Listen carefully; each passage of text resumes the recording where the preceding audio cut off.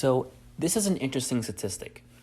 Women are now twice as likely to buy their own home as men. As you can see in this article, twice as many single women are buying homes as single men. So, single women are twice as likely to buy their own home as single men. I think that statistic is very interesting because it kind of shows which gender is doing better economically. And it kind of ties into my Young Male Crisis series, showing how young men are falling behind. Buying your own home has traditionally been seen as a sign of economic success and a good economic well-being and good economic status. Being able to afford your own home means you have a good job, it means you have good savings, etc.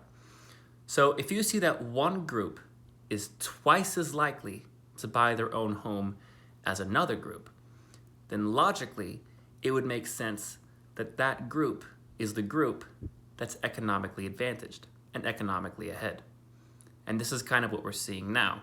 The gap between young men and young women isn't just big, but it's getting bigger. And now we're seeing that young men are only half as likely to buy their own home. And actually, when you see the stats, it's even less than half. Let's take a look.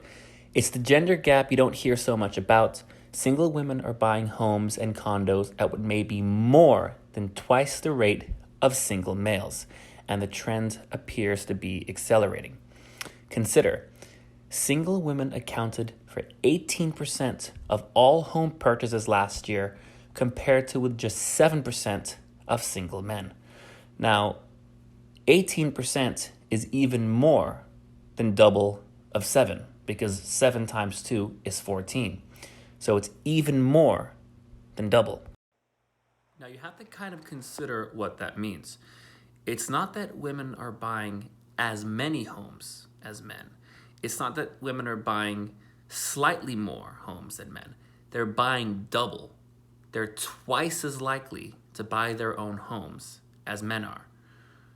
What does that mean if you consider economic privilege and male privilege and the gender gap and all that kind of stuff? How can men be the economically privileged and economically advantaged gender if they're only half as likely to buy their own home? When you think about that, that doesn't really make a whole lot of sense.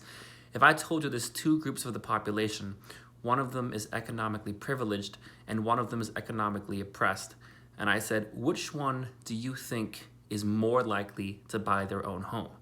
You would probably say, oh, well, it makes sense to say that the economically privileged gender is more likely to buy their own home. But that's not what we're seeing. We're seeing women are twice as likely to buy their own home as men. And this is exactly what the young male crisis is, and everything kind of ties in.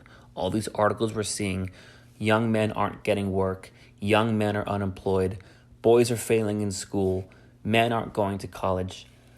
And when you look at this whole picture, it all begins to kind of make sense why young men aren't buying their own homes. It's because the reality is, if you look at the statistics in education and employment, young men have been behind for kind of a long time now, for many, many years. And this is the point that MRAs are trying to make. It's not about being against women's rights, and it's not about being against feminism. It's about looking at the reality that's happening today. And the reality today is, in the United States and many other places too, a 25-year-old male is statistically more economically disadvantaged than a 25-year-old female. And this is something that we've been seeing for several years now in college, in the workforce, and now in homeownership. Now, just one last note. Take a look at this article on the home ownership gap. You'll see the date is from July 8th, 2013, from 7 years ago. So this is not actually a new trend. And if you look at some of the other gaps that I talk about on this channel, like how men are less likely to go to college, how men are more likely to be unemployed, these trends have actually been going on for a very long time, for many, many years. And it's actually getting even worse, as you can see. So this is from the article from 2013, which I've linked below, along with everything else. Last year, single female homeowners made up 18% of household composition in the association's profile of home buyers and sellers, compared to 10% of single men. Now remember, last year the percents were 18 for women and 7% for single men. But just 7 years ago, women's 18% was the same, but men were 10%, whereas now they're down to 7%. The gap is growing wider as the situation is getting worse for men.